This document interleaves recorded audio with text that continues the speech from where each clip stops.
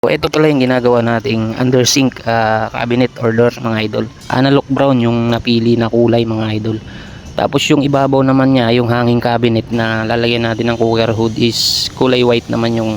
So yun naman yung nakahang dito sa ibabaw ng lababo mga idol, yung kanyang hanging cabinet na kulay white na lalagyan natin ng cooker hood. Medyo busy lang pero natapos din kaagad natin ito mga idol. So ito na yung ACP white na kinabit natin na hanging cabinet.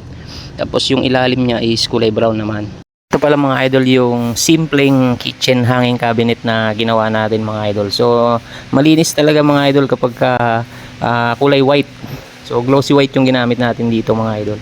So yung mga ginamit pala natin ng materials dito para mabuo natin itong simpleng kitchen cabinet natin mga idol is yung tubular natin dito is dalawang klase. Bali 1x1 na tubular or rec tube. Tapos yung 1x2.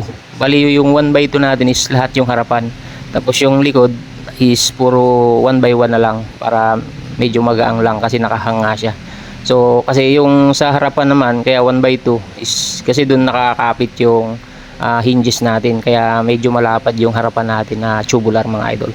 Tapos gumamit tayo dito ng glossy white na ECP, one side lang. Tapos yung hinges pala natin dyan is dalawang klase mga idol. Bali yung hinges sa mga gilid na pintuan ng cabinet natin is C1 yung ginagamit natin dyan kasi naka-full siya, full overlay. So matatakpan niya yung frame sa loob. Tapos yung panggitna naman natin mga pintuan mga idol, mga C2 naman yung ginagamit natin na hinges dyan. So concealed hinges pala ang tawag dyan mga idol. Tapos yung pintuan, yung pinaka frame na ginamit natin dyan sa pintuan mga idol is ang tawag pala dyan is cabinet section. Yung side frame, yung panggilid, tapos yung continuous handle mga idol. So yan lang naman yung pinaka ng pinto, materialis ng pinto mga idol. So yung mga bago na gustong matuto rin sa pag-assemble ng mga ganitong cabinet, so tandaan nyo lang yung mga materialis na kailangan nyong gamitin at saka yung kung ilan yung kailangan nyong gamitin sa gagawin yung cabinet mga idol. So para hindi kayo nasasayangan ng materialis mga idol, so maganda i-breakdown nyo muna para hindi naman sayang at masulit naman yung materialis na gagamitin ninyo.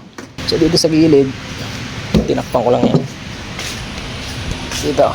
So continuous ko yung handle dito mga boss para magmukha namang tabox dito siya. Alright, so ayan, dito maglalagay tayo dito ng cook head. Yan, ayan na mga boss, lupit. So tingnan natin sa loob. Ito yung loob nya. Ayan o, okay ba? So ayan.